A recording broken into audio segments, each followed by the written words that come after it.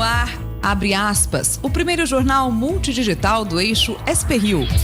Abre aspas. Apoio. FIA. A FIA faz diferença.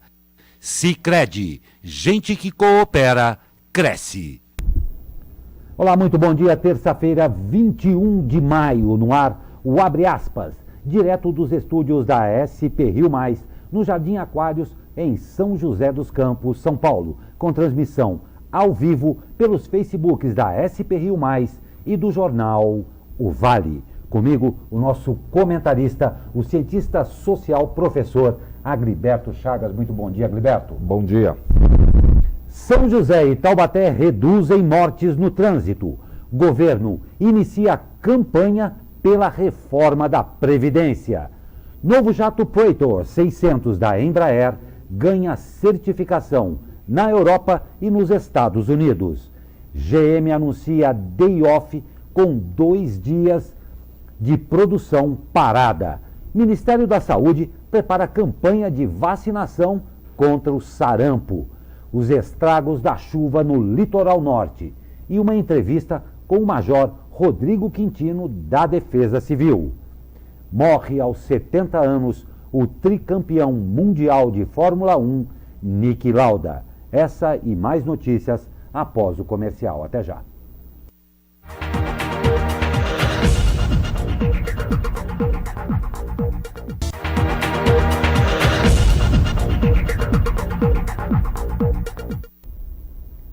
Ontem, em cerimônia no Palácio do Planalto, o presidente Jair Bolsonaro lançou a campanha publicitária em defesa da reforma da Previdência. A campanha, que será veiculada em diversas mídias, foi formulada pela Secretaria Especial de Comunicação Social da Presidência da República. Segundo a própria SECOM, serão investidos um total de 37 milhões de reais nas inserções publicitárias, que vão ao ar a partir de segunda até meados de julho. Em seu discurso, Bolsonaro fez um aceno ao Congresso Nacional, lembrando que 5 dos seus ministros são oriundos do parlamento e que ele valoriza o poder legislativo, que dará a palavra final sobre a matéria. Bolsonaro também fez questão de citar os presidentes da Câmara dos Deputados, Rodrigo Maia, e do Senado, Davi Alcolumbre, pelo apoio que têm dado à reforma. Dirigindo-se aos parlamentares presentes à cerimônia, o presidente afirmou que está aberto a conversar, o que só não faz mais por falta de agenda. Segundo o chefe da SECOM, Fábio Wagengarten, pessoas comuns que não eram atores participaram com perguntas do que seriam as principais dúvidas sobre a reforma da Previdência. Abre aspas, a campanha exibirá transparência, confiança e credibilidade. Todas as peças publicitárias serão compostas desse selo para contrapor a enxurrada de fake news que o tema vem enfrentando, disse. É uma notícia importante. O papel do governo é esse, né? Da transparência, informar, tirar a dúvida das pessoas, principalmente porque gera uma insegurança muito grande. Até porque muitas pessoas ainda têm a memória da reforma do Lula, do Fernando Henrique, né? E que depois de 10 anos acabou comprometendo até os aposentados que no começo estavam com um salário adequado por causa da transição, hoje estão aí penando para sobreviver. Então é bom entender, é bom participar, tirar dúvida, mas com certeza a reforma ela é necessária e ela tem que passar, porque senão nós vamos ter mais dificuldades no Brasil aí com o que diz respeito ao equilíbrio fiscal. Não tem dúvida, e a curtíssimo prazo, né? Não se acha que é para a próxima geração. Não, vai acontecer rápido. Não tem dúvida. E a Federação das Indústrias do Estado do Rio de Janeiro, a Firjan, divulgou ontem uma projeção em que prevê que 1,4 trilhão de reais em investimentos, caso a reforma da Previdência seja aprovada no Congresso Nacional. O estudo foi apresentado diante do presidente Jair Bolsonaro, que foi homenageado com a medalha do Mérito Industrial. Segundo a Firjan, 655 bilhões em investimentos públicos e 729 bilhões em investimentos privados poderiam ocorrer com a mudança na situação das contas públicas e da confiança do setor privado. O presidente da Firjan, Eduardo Eugênio Gouveia Vieira, disse que, além da melhora do déficit público, a reforma vai promover a retomada da confiança e estimular a atividade econômica. Também estavam presentes ao evento o governador do Rio de Janeiro, Wilson Witzel, o prefeito do Rio, Marcelo Crivella, os presidentes do Banco Nacional do Desenvolvimento Econômico e Social, conhecido como BNDES, o senhor Joaquim Levy, e da Petrobras, Roberto Castelo Branco. O prefeito do Rio foi o primeiro a discursar. Disse que o país vive um momento extraordinário, porque o Brasil precisa evoluir em relação às suas práticas políticas. Já o governador, Wilson Witzel, agradeceu ao presidente da República pela atenção especial dada ao estado do Rio de Janeiro. O governador disse ainda que se reuniu com parlamentares da bancada do Rio no Congresso Nacional em favor da reforma da Previdência. Abre aspas, que nós avancemos para que o Brasil possa avançar, finalizou. E Bolsonaro organiza a primeira viagem ao Nordeste. O presidente Jair Bolsonaro decidiu fazer uma ofensiva em território quase todo comandado por governadores da oposição. Essa é a primeira viagem oficial de Bolsonaro ao Nordeste. É nessa região que o presidente registra as piores avaliações. Para 40% dos nordestinos, o governo é ruim ou péssimo, conforme o Ibope. Oficialmente, a viagem marcará o lançamento do Plano Regional de Desenvolvimento do Nordeste, além do lançamento de casas populares. O presidente vai se reunir no Instituto Ricardo Brenan, complexo cultural da capital pernambucana, com 11 governadores. Na primeira entrevista após assumir o cargo, Bolsonaro disse que os governadores nordestinos não deveriam pedir dinheiro a ele. Abre aspas. Não venham pedir nada para mim, porque não sou presidente. O presidente está lá em Curitiba, disse ele, em referência ao ex-presidente Luiz Inácio Lula da Silva, condenado e preso na Lava Jato. Bolsonaro, depois, argumentou que não abriria uma guerra política para não prejudicar os eleitores. Os governadores disseram entender a necessidade da reforma, mas cobraram proteção aos pobres do Nordeste. A região registra a maior taxa de desemprego no país, 15,3% acima da média nacional de 12,7%. Os ministros do governo prepararam a Agenda Nordeste, um conjunto de ações de curto prazo para sanar as condições de vida na região, sanear as condições de vida na região.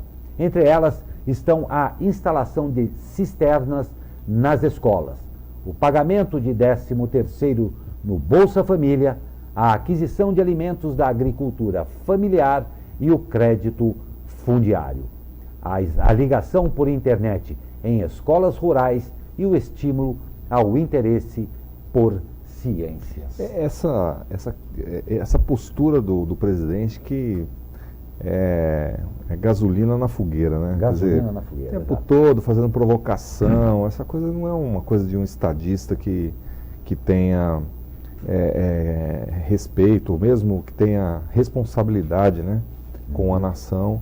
Ele é o líder da nação, ele não pode ficar fazendo isso, né? Pô, o Nordeste acabou a eleição, tem que continuar agora governando, chamando os governadores institucionalmente ali para para conversar e verificar todo o apoio que vai dar, que já está dando, já tem coisa acontecendo, essa coisa da internet nas escolas, por exemplo, já está em andamento, tem uma série de necessidades ali, a questão da água, a questão mesmo do desemprego é gravíssimo, principalmente porque a mão de obra lá é uma mão de obra com baixa qualificação na média, né? Então isso é complicado, tem que melhorar isso. Você sabe, eu concordo totalmente com você, e eu vejo com certo receio essa tentativa, por vezes, do nosso presidente ser engraçado ou fazer alguma chacota com alguma coisa, tendo resultados catastróficos na mídia, porque a interpretação, na maioria das vezes e corretamente, acaba o comprometendo e vulnerabilizando demais uma imagem. Um momento de serenidade, né? Não tem a menor dúvida. Dá para ficar, tem uma liturgia aí que é importante. Não tem a menor dúvida.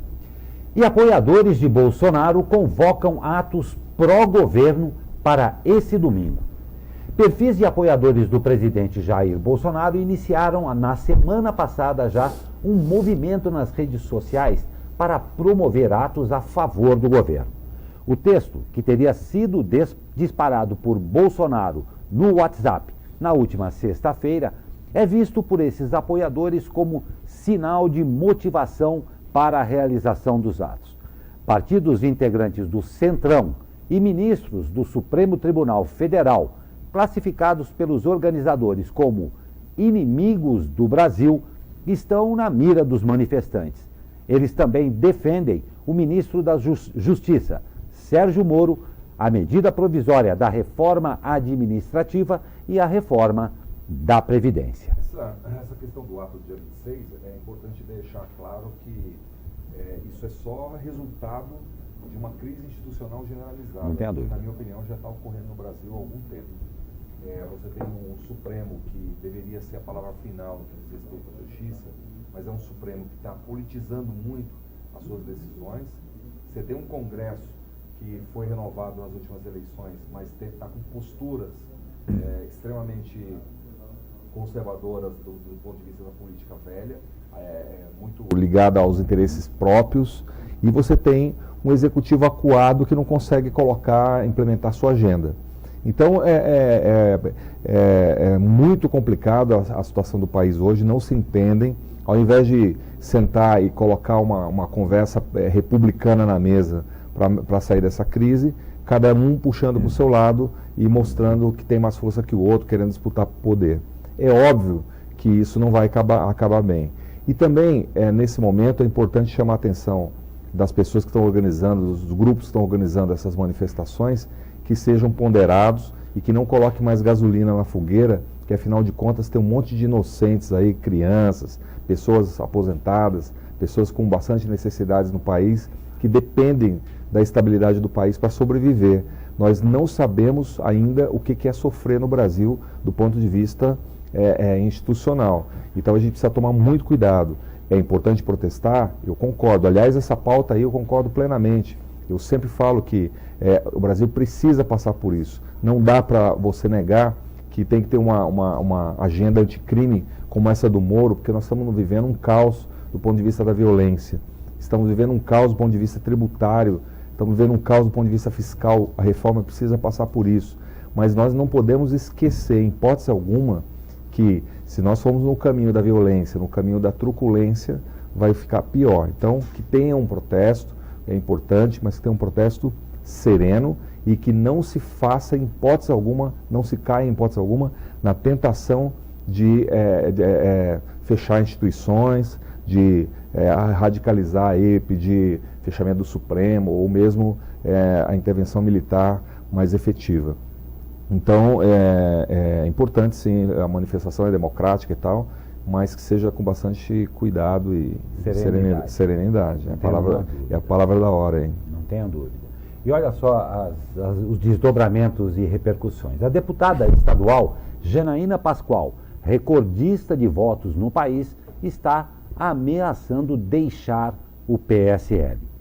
De acordo com o antagonista, Janaína deixou um grupo de WhatsApp dos parlamentares do PSL na Assembleia Legislativa de São Paulo após questionar o vídeo maluco de Messias do pastor Steve Kunda, que recentemente foi divulgado por Jair Bolsonaro.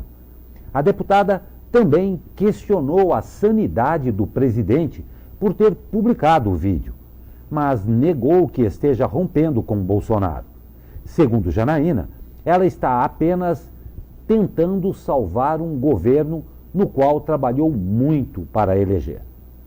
Abre aspas. Amigos, vocês estão sendo cegos. Eu estou saindo do grupo. Vou ver como faço para sair da bancada. Acho que os ajudei na eleição, mas preciso pensar no país. Isso tudo é responsabilidade, disse antes de deixar o grupo. Aí, essa é uma grande desdobramento, né? Uma liderança aí com mais de 2 milhões de votos para deputado estadual, carregou um monte de gente aí nessa eleição, ajudou o Bolsonaro, estava sendo cotado para ser vice dele. Ela um dia desse disse que ainda bem que não aceitou, né? É verdade. A outra questão importante que é reflexo aí é que, como ela, várias outras lideranças também começam a se posicionar. A questão não é, em hipótese alguma, são as pautas, né? A questão é a postura do presidente da República e do seu grupo mais próximo. Nós não estamos em campanha. Mesmo que estivesse em campanha, algumas atitudes já são duvidosas. Mas hoje nós temos que administrar um país. O presidente precisa lá sentar e administrar. Ele não pode ficar fazendo bravatas e colocando lenha na fogueira e ainda por cima um copinho de gasolina, né? Não tem a menor dúvida. Outro tema polêmico, o decreto que regulamenta o porte e posse de armas, assinado pelo presidente Jair Bolsonaro, irá permitir que qualquer cidadão compre um fuzil. O decreto estabelece uma nova classificação que aumenta em até 4 vezes o poder de fogo das armas que podem ser adquiridas pelos civis. Com isso, um fuzil T4, produzido no Brasil pela empresa Taurus e usado por forças táticas, pode ser vendido aos cidadãos. De acordo com o portal G1, a Taurus confirmou que só espera a regulamentação do decreto para iniciar as vendas do T4. A empresa disse em entrevista que há uma fila de 2.000 pessoas querendo comprar o armamento na versão semiautomática. Antes do decreto, os brasileiros só podiam comprar armas com energia cinética, que é aquela que mede o poder de fogo de uma arma, de até 407 joules. Agora, o limite de uso subiu para 1.620 joules. Ou seja, além do fuzil T4, passa a ser permitido pistolas de calibre .40, hoje autorizadas apenas para forças policiais, pistola 9mm, de uso de policiais federais, e de calibre 45, usada por militares do Exército. E o presidente da ANAC, a Agência Nacional de Aviação, José Ricardo Botelho, afirmou que está pedindo uma revisão no decreto das armas, porque, de acordo com o decreto, passa a ser de responsabilidade dos Ministérios da Defesa e da Justiça e Segurança Pública estabelecer as normas de segurança para controlar o embarque de passageiros armados. Abre aspas. Entrar armado tem que ser a exceção. Entrar, claro, na aeronave, no avião armado, tem que ser a exceção. A nossa norma foi feita de acordo com os padrões americanos, padrão muito bem visto pelo órgão da aviação civil mundial, disse Botelho. Atualmente, a responsabilidade de controle do embarque é da própria ANAC. E o jato Praetor 600 da Embraer recebeu certificação nos Estados Unidos e Europa. O destaque é com o editor de economia do jornal O Vale, Xandu Alves. Olá pessoal, abre aspas. Praetor 600 da Embraer é certificado e já pode operar na Europa e nos Estados Unidos. A Embraer anunciou nesta segunda-feira em Genebra, na Suíça, onde participa de uma feira, que o novo jato executivo supermédio, o Praetor 600, recebeu o certificado da Agência Europeia de Aviação e da Agência Americana. Com isso, a aeronave já pode operar comercialmente nesses dois mercados. O anúncio foi feito durante uma coletiva de imprensa na Exposição e Convenção de Aviação em Genebra, na Suíça. No dia 18 de abril deste ano, a ANAC, a Agência Nacional de Aviação Civil, já havia concedido a certificação ao Praetor 600 para operar comercialmente no Brasil. É isso. Xando Alves para o Jornal Abre Aspas. Grande abraço. Grande notícia, né? Quer dizer, Excelente mais um notícia. gol aí da Embraer, agora a Boeing, né? Se bem que esse avião é executivo, né? É executivo. Ele vai ficar com a Embraer. E é uma especialidade nossa, made in São José dos Campos aí, um orgulho para todos nós. Muito orgulho para todos nós, né? Não tem a menor Esse é o Brasil dúvida. que dá certo, né? Nem fale, que a gente quer que continue. Muito obrigado ao Xandu Alves, você ainda volta com a gente nessa edição. Muito obrigado. Assunto muito sério agora. O Ministério da Saúde está preparando uma campanha de vacinação contra o sarampo. O sarampo é uma doença infecciosa viral extremamente contagiosa, transmitida pela fala, tosse e espirro, que pode até levar à morte. E só neste ano já foram confirmados 83 casos no Brasil. A vacina que protege contra essa doença é a tríplice viral, que também protege contra a cachumba e rubéola. Segundo o Ministério, o governo federal estabeleceu a cobertura vacinal como meta prioritária da gestão de saúde do país para recuperar a certificação de país livre de sarampo e reverter o quadro de queda das coberturas vacinais no país nos últimos anos. Isso é muito sério, não é, Agriberto? O sarampo havia sido erradicado e volta com força realmente... Pois é. Essa questão da volta de algumas doenças como sarampo, catapora e outros aí que tinham sido erradicadas, ela tem a ver com uma política de gestão da saúde do país. Né? A questão da saúde, o pessoal às vezes confunde, fala, vamos tratar a doença lá, né? Na verdade tem que prevenir, né? E a vacina, ela tem a ver com isso, com prevenção. Alguns momentos aí houveram crises de vacinação, alguns momentos houveram negligência e uma série de cidades, uma série de locais, e isso é uma porta de entrada para que volte as doenças erradicadas, principalmente também nas fronteiras, né? Esse controle nos aeroportos, nas fronteiras aí é fundamental para poder a gente criar o nosso cinturão de proteção também. E obviamente é reflexo do que o Brasil está passando, não tem dúvida. Mais um reflexo negativo que nós temos que engolir, mas não devemos. O sarampo é uma doença seríssima, que nós precisamos realmente rever, retroceder para um tempo, olha que coisa horrível, retroceder a um tempo em que nós estávamos isentos disso daí. Esse é o Brasil atualmente. Nós vamos a um rápido intervalo e voltamos já com mais notícias. Até já.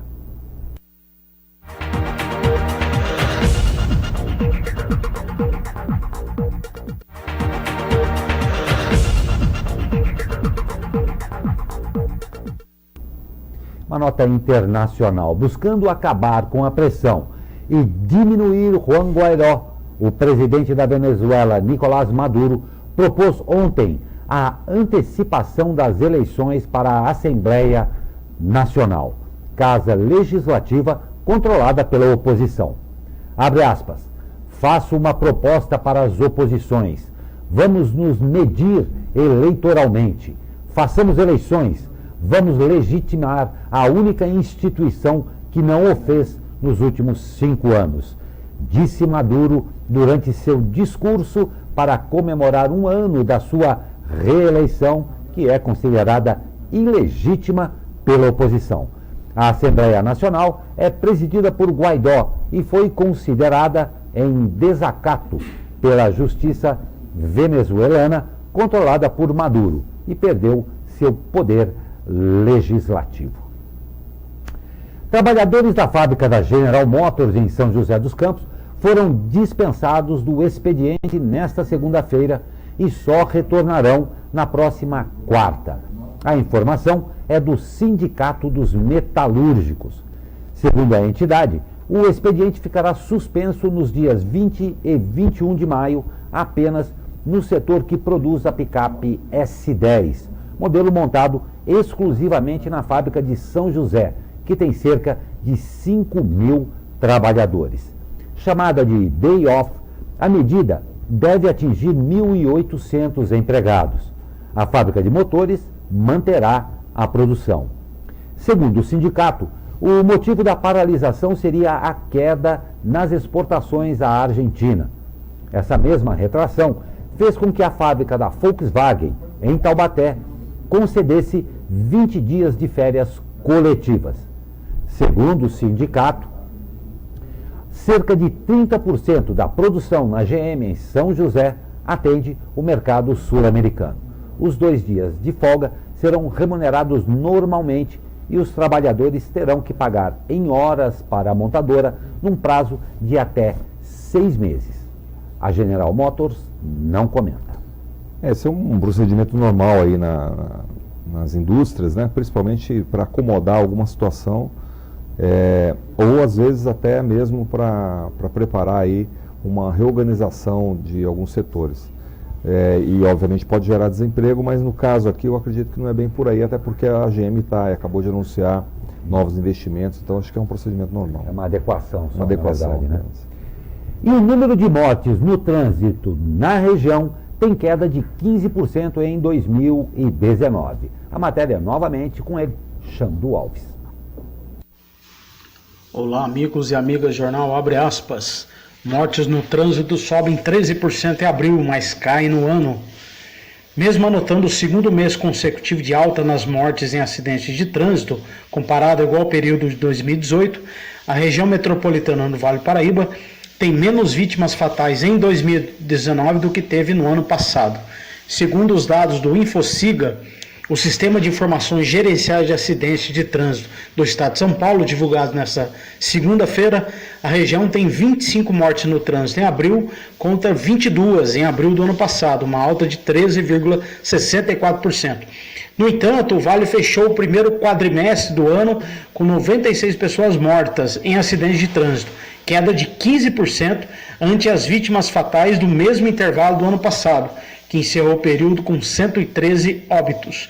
Entre as cidades que mais reduziram as mortes em 2019, no primeiro quadrimestre, estão São José dos Campos, com 23,81% a menos de mortes, na comparação com 2018, 16 ante 21, e Taubaté, com 14,29% de retração no número de mortes, caindo de 14 para 12. É isso, Xandu Alves para o Jornal Abre Aspas. Grande abraço.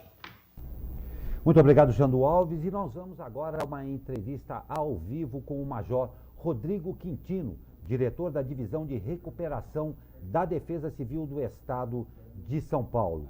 Major Rodrigo, muito obrigado pela sua presença. Um ótimo dia ao senhor. Um prazer tê-lo aqui no Abre Aspas. Bom dia a todos os ouvintes. Nós quem agradecemos a oportunidade de falar de um tema tão importante que é a defesa civil. Major Rodrigo, nós temos o Brasil aqui, nossa região particularmente, tem sido castigado violentamente pelas chuvas que caracterizaram esse final de verão aí. E nós temos aqui alguns posicionamentos. Nesse final de semana, aconteceram vários incidentes na faixa leste do estado de São Paulo. Quais foram as áreas aí mais afetadas? Realmente, esse último final de semana, de sexta-feira para cá, mais especificamente, nós tivemos chuvas num volume muito importante em todo o litoral paulista, Vale do Ribeira. As áreas mais atingidas foram o litoral norte, São Sebastião, Ilhabela, Ubatuba, Caraguatatuba.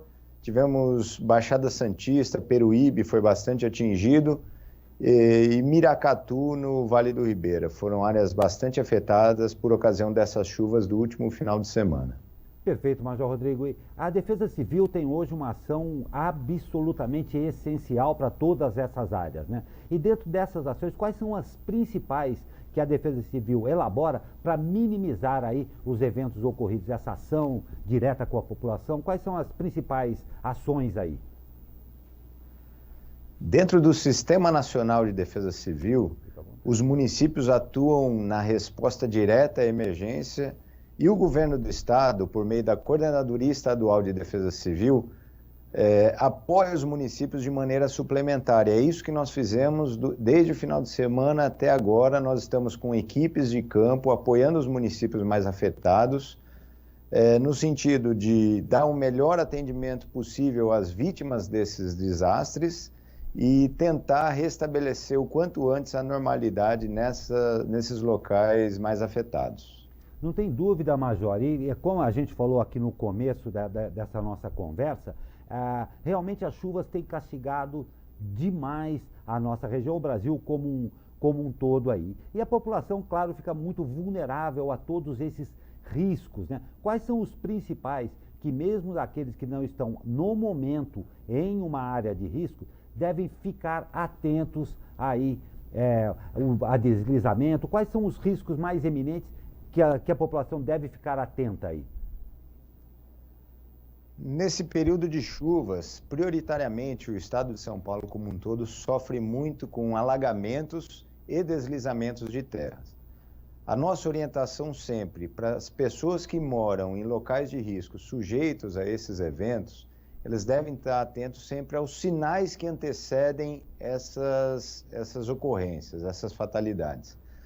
Especialmente no que tange a alagamentos, ficar sempre alerta às previsões meteorológicas e evitar áreas alagadas. Nunca atravessar com seu veículo ou até mesmo a pé áreas alagadas, porque tem um risco de afogamento por conta dessas inundações. Já nas áreas de encostas, a nossa orientação é sempre no sentido das pessoas que moram nessas áreas ficarem atentas aos sinais. Quais são esses sinais? Todo deslizamento de terra, por assim dizer, ele é precedido de alguns sinais que são inclinação de postes, de árvores. Nas residências podem acontecer rachaduras que não existiam, pode acontecer de porta ficar emperrada, da janela ficar travada, rachaduras em calçadas, ruas, degraus de abatimentos no solo, fluxos anormais de água, de enxurrada, de detritos que vêm do morro, podem indicar que aquele solo daquela região está muito encharcada e pode antever um deslizamento de terra mais importante. Percebendo qualquer sinal desse de anormalidade, é fundamental que o morador ele ligue para o telefone de emergência 199, que é o telefone da Defesa Civil do município, pedindo uma vistoria técnica para o local. Os técnicos da Defesa Civil têm condições de avaliar com mais precisão esses sinais e, se for o caso, remover as pessoas dessa área de risco. Perfeito, Major Rodrigo, e eu coloco um ponto aí que é muito importante a toda a população. A Defesa Civil presta um serviço emergencial de prevenção também muito importante, mas a população tem uma responsabilidade enorme em também prevenir isso daí.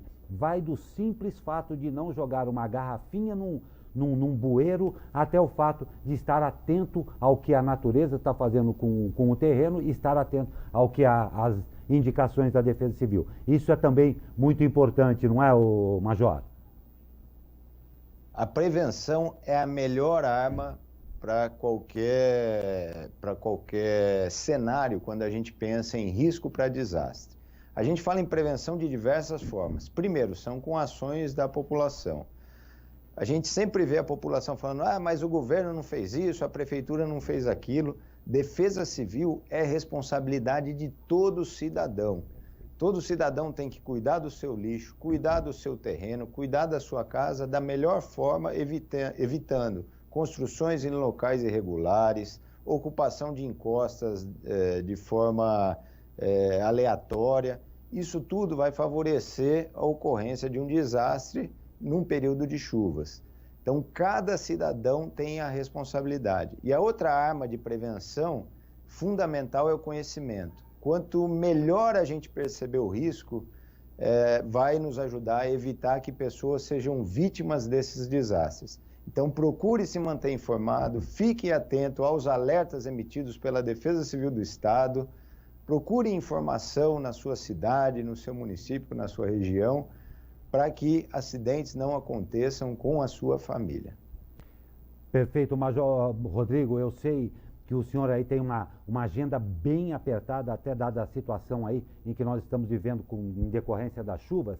Eu queria só pedir um último favor ao senhor, aquelas pessoas que desejam ajudar os municípios, como é que elas devem proceder? É entrar em contato com a Defesa Civil? Como pode ser feito isso daí rapidamente? Para ajudar as vítimas desse ocorrido do último final de semana, procure o Serviço de Assistência Social do seu município, por meio do seu Fundo Social de Solidariedade. Nós estamos pedindo nesse momento kits de limpeza de forma geral, água sanitária, vassoura, rodo, sabão em pó. Esse tipo de material ajuda as pessoas a recuperarem as suas residências atingidas, fazer a limpeza das ruas, das casas, dos seus materiais, das roupas, né? E em segundo momento, essa ajuda pode vir na forma de alimento, de colchões, de roupa, vestuário, kit de higiene pessoal para as pessoas que estão nos abrigos. Mas é fundamental, antes de ajudar, procure orientação do Serviço de Assistência Social do município, que eles estão controlando de perto a necessidade de cada localidade. Perfeito, Major Rodrigo Quintino, nós agradecemos imensamente o senhor disponibilizar um pouco desse já exíguo tempo do senhor aí, e para nos dar essa entrevista e esclarecer um pouco mais a essa nossa população aqui da região metropolitana e também do litoral norte, que passa por algumas dificuldades nesse sentido. Um ótimo dia ao senhor e nós agradecemos demais, colocando, claro, o abre aspas e SP Rio sempre à disposição da Defesa Civil. Muito obrigado, Major Rodrigo Quintino.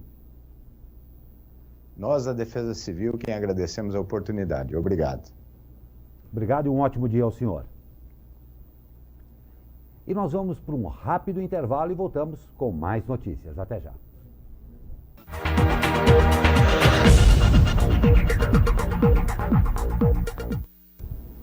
E voltamos ao vivo com a abre aspas, claro, e sempre dando aqui um bom dia ao Matheus Fustenberg, Marco Antônio da Silva, a Audrey Martins, a Sandra Maria Nascimento, ao Giovanni Reis de Oliveira e a Eugênia Minecucci. E ao Leandro Dom também, que já mandaram o bom dia aqui. Um prazer tê-los em nossa transmissão. Lembrando a todos vocês que nós estamos abertos à sua participação. Muito obrigado pela audiência. A gente faz o abre aspas, claro, para vocês e com vocês também. E balanço da vigilância epidemiológica indica que Taubaté encerrou a primeira quinzena de maio com 72 casos confirmados de dengue. Desse total, são 46 casos autóctones, que são os contraídos no próprio município, e 26 casos importados. O aumento de casos de dengue em 2019, no comparativo com 2018, reforça o alerta para cuidados redobrados da população na eliminação de criadouros do mosquito Aedes aegypti. Ontem, a Prefeitura de Taubaté iniciou uma dupla ofensiva de prevenção e conscientização nos bairros Secap e Gurilândia, com cerca de 50 pessoas envolvidas, entre agentes de controle de vetores, funcionários da Secretaria de Serviços Públicos e militares do Exército. Entre os dias 20 e 31 de maio, o Secap vai receber a Operação Show Mosquito e Show Escorpião, que vai envolver o recolhimento de materiais inservíveis, orientação quanto à limpeza de terrenos e residências, correto acondicionamento do lixo e a eliminação de criadouros. Esta operação vai focar tanto o mosquito, claro, quanto os escorpiões. Já entre 20 e 24 de maio, militares do Exército vão apoiar uma operação voltada especificamente ao combate ao mosquito na região da Gurilândia. Esta ação também contará com a distribuição de panfletos, orientações e recolhimento de inservíveis. E novo leilão de das torres da Argon se encerra hoje em São José. A matéria é da editora de cidades do Jornal O Vale, Thaís Leite. Olá, muito bom dia a todos que nos acompanham. Em São José dos Campos, após o fracasso no ano passado, o governo Feliz Ramute fecha nesta terça-feira as propostas de mais um leilão das 2 torres da Argon, aquelas torres localizadas bem no centro de São José dos Campos. Dessa vez, os interessados em apresentar propostas podiam se manifestar pela internet desde o dia 22 de março. O painel de lance do site que monitora as consultas não registrava nenhuma oferta até segunda-feira, mas aproximadamente 3.000 visitas. Em nota, o município afirmou que tem sim sido sondado para tratar da venda. Desde o último leilão, realizado em novembro do ano passado, o lance inicial para as torres permanece em pouco mais de 8 milhões. À época, o processo não recebeu nenhuma proposta, apesar de 15 interessados terem feito a retirada das informações no site oficial. Thaís Leite para o Jornal Abre Aspas. Obrigado, Thaís Leite. E os servidores da Câmara de Taubaté deverão ter os salários reajustados em 4,94%. O projeto prevê que a revisão anual foi protocolado O projeto que prevê a revisão anual foi protocolado na última sexta-feira pela mesa diretora e depende da aprovação em plenário. Enquanto o reajuste para os servidores do Legislativo já está definido, o mesmo não pode ser dito com relação aos funcionários da Prefeitura e da Unital. Até agora, nem o governo Ortiz Júnior e nem a autarquia anunciaram se haverá reajuste salarial esse ano. E se houver, qual será o índice aplicado. Nova secretária em Jacareí, Nicolucci, lista metas para a segurança. A matéria é novamente com ela, Thaís Leite. Em Jacareí, você vai ver que, empossada para o cargo de secretária de Segurança e Defesa do Cidadão nesta terça-feira, a coronel Eliane Nicolucci estabeleceu prioridades para colocar em prática na cidade de Jacareí. De acordo com Nicolucci, a primeira medida que deve nortear toda a administração é uma visão sistêmica voltada para o investimento em medidas que integrem outros órgãos e secretarias. Depois, a coronel listou a implantação de serviços em que a tecnologia possa estar a serviço da população, como a implantação do COI, o Centro de Operações Integradas. O terceiro objetivo listado pela coronel é aproximar os colaboradores da pasta aos munícipes, por meio de ações como o fortalecimento do Conselho Comunitário de Segurança e da realização de audiências públicas. Outro objetivo da ex-comandante da Polícia Militar é o investimento em atividades para valorização de servidores. A posse de Eliane Nicolucci acontece nesta terça-feira, seguida da assinatura de ordem de serviço para o início da implantação do COI. Durante essa entrevista que Eliane Nicolucci nos concedeu, ela afirmou que a implantação do COI terá prazo contratual até fevereiro de 2022. Anteriormente, a previsão que havia sido apresentada pelo governo municipal é de que o término da implantação do COI fosse até o final desse ano. Thaís Leite para o Jornal Abre Aspas. Muito obrigado, Thaís Leite. Lembrando que Thaís Leite, Xandu Alves e toda a redação do Jornal O Vale fazem parte dessa grande parceria da SP Rio Mais e o Jornal O Vale, claro, trazendo para você sempre as melhores e mais imediatas informações. Nós vamos para um rápido comercial, porque na volta tem tempo com ele que sabe tudo de meteorologia, Caio Souza. É rapidinho, a gente já volta.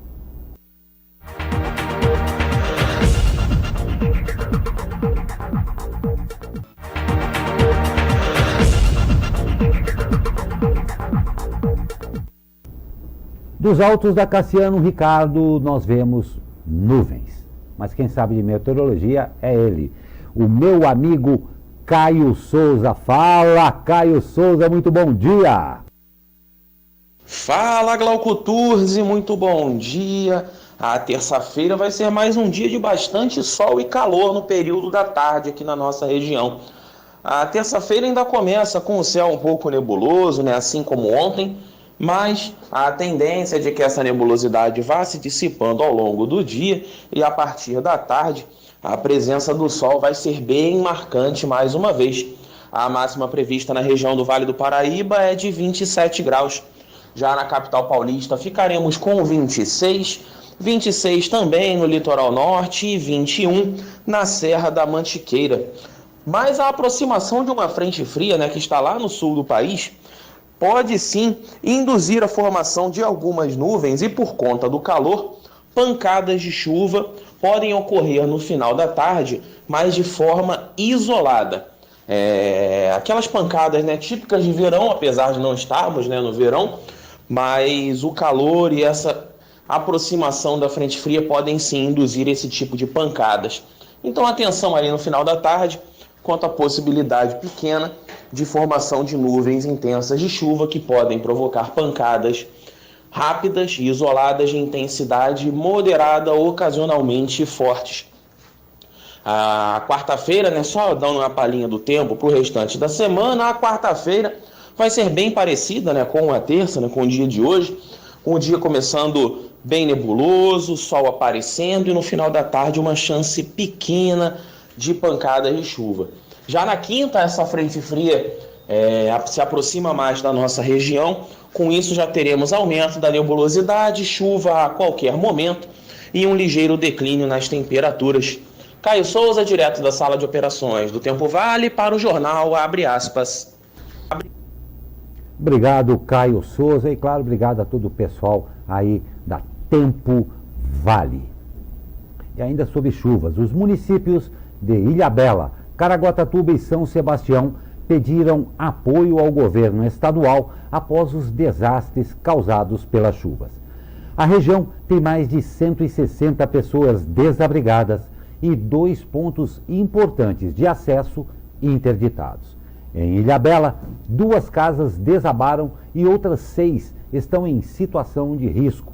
O Instituto Geológico do Estado de São Paulo realizou uma vistoria do desabamento que isolou a região sul da cidade, no bairro do Piúva.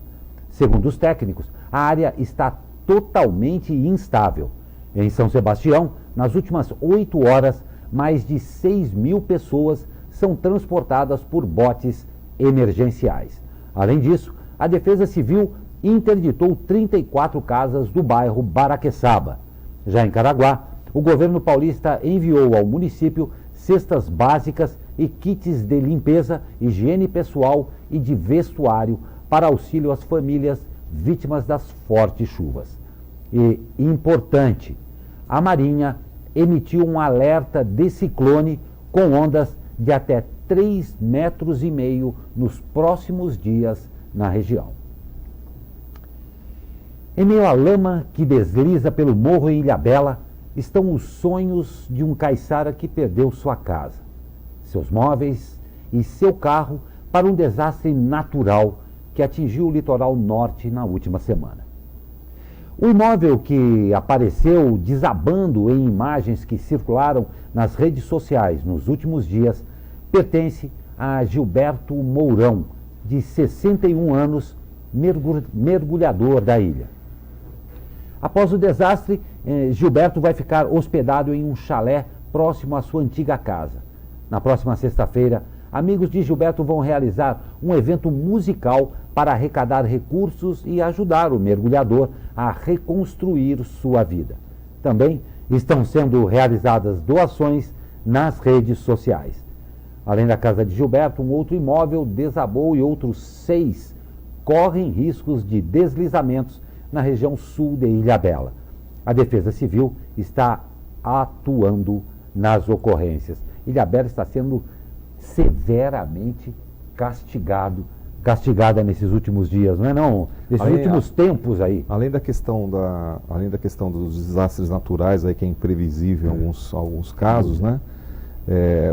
Nós temos uma ocupação irregular muito grande na Ilhabela, tem a questão do lixo, tem a questão ali do saneamento básico, né? Então tem uma série de complicadores ali que hoje acabam potencializando qualquer desastre como esse, né? Não tem dúvida. Então fica aí o recado para o poder público que não adianta resolver o problema quando ele acontece. Você tem que prevenir. Então antes da chuva, no período de seca, precisa arrumar, né? E dizer que é o seguinte, a ilha tem limite, né? Não dá para todo mundo ir lá fazer o que quiser, casas em costas, como o Major falou aqui da Defesa Civil. Exatamente o que ia citar, como falou na nossa entrevista de hoje, com o Major Rodrigo da Defesa Civil, ele exalta esse ponto. E só para completar aqui, isso daí não é um problema exclusivo da Ilhabela. Isso daí é um problema. Campos do Jordão tem problemas sim. seríssimos com relação a isso daí. E quando a natureza determina que ela vai entrar, nós precisamos estar preparados, porque ela é soberana Com e certeza. vai cobrar tudo que foi feito de errado. Mas vamos falar de esportes. Para encerrar com estilo, o São José Futsal visita hoje Taboão da Serra, às 21 horas e 30 minutos fora de casa. O confronto é válido pela última rodada da primeira fase do Campeonato Paulista. E em jogo remarcado, o Taubaté Futsal enfrenta hoje o Intelli, às 20h15 em São Carlos. Lembrando que esse jogo era para ter acontecido no dia 10 de maio, mas foi aquele suspenso após o árbitro auxiliar Isildo Fabiano Bianchi da Silva passar mal no ginásio e falecer a caminho do hospital. O duelo de hoje será iniciado no minuto 3 do primeiro tempo. Já classificados para a próxima fase, os taubateanos estão na terceira posição com 23 pontos. Boa sorte ao futsal da região. E hoje, dentro do esporte, mais especificamente no automobilismo, nós estamos todos de luto. Morreu na noite de ontem, aos 70 anos, o austríaco Niki Lauda, tricampeão mundial de Fórmula 1 e um dos maiores nomes da história da categoria. Segundo fontes, o austríaco morreu em Viena e as primeiras informações dos familiares citam insuficiência renal. No ano passado, ele passou por um transplante de pulmão e chegou a ficar 2 meses internado. Atualmente, dirigia a equipe da Mercedes, mas estava afastado do cargo por conta dos problemas de saúde. Como piloto, Lauda foi campeão em 1975, 77 e 84. Em 1976, o austríaco sofreu um grave acidente no GP da Alemanha em Nürburgring, quando seu carro pegou fogo. Ele teve boa parte do corpo queimada e ficou entre a vida e a morte. Incrivelmente, se recuperou. Em 45 dias, voltou às pistas e ainda foi vice-campeão naquele ano. No total, Lauda disputou 177 provas na carreira, com 25 vitórias e 24 pole positions, além dos 3 títulos mundiais. Uma lacuna importante no automobilismo e na história do automobilismo, né? Com certeza, eu brinco que é da geração dos pilotos raiz, né? Piloto raiz, adorei essa. Verdade, ele, Piquet, eu não vou criar muita polêmica aí, mas o Piquet também, um pouquinho depois, mas e uma curiosidade interessante, depois do acidente dele, ele tratou aí com o Yves Pitangui no Brasil, né? Ele tinha uma ligação muito forte com o Brasil, né? Inclusive comprou o avião da Embraer. Não tem dúvida. E, aliás, nesse dia, na entrega do primeiro avião, um E-190, isso foi em 2009, eu estava presente lá e fiz a cobertura. Houve uma entrevista coletiva em que ele participou, mas após essa entrevista lá na Embraer, eu tive a oportunidade de conversar por alguns minutos com ele, uma pessoa extremamente cordial e que sempre enfatizava o quanto ele gostava muito do Brasil, além das ligações dos amigos de pista, que eram amigos fora da pista, mas na pista a coisa pegava, né? Isso aí. Pois é, a gente termina aí, você vê essa imagem do Frederico Botelho com o Niki Lauda na entrega do primeiro E-190, que foi devidamente pintado, tudo isso feito aqui pelos artistas da Embraer, e hoje nos deixa aí Niki Lauda, mas deixou uma grande história e uma grande lição de vida também. Agleberto, muito obrigado pela edição de hoje. Vamos lá, até a próxima. E até a próxima. Bom dia para todos. Não tenha dúvida. E para você que nos acompanhou em mais esse Abre Aspas, lembrando que amanhã estaremos de volta aqui e, claro, e sempre a sua participação é muito importante para que o Abre Aspas chegue cada vez mais e mais perto de você. Muito obrigado pela sua participação, pela sua audiência e até amanhã com mais um Abre Aspas.